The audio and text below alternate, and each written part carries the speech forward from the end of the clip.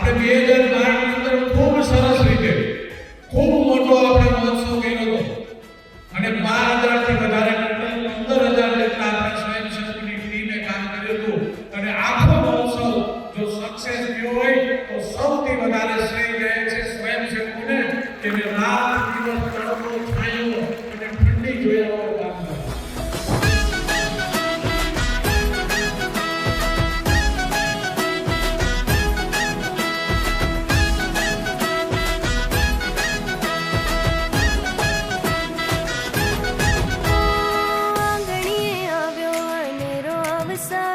શણગારો Umiya Dham Siddhsar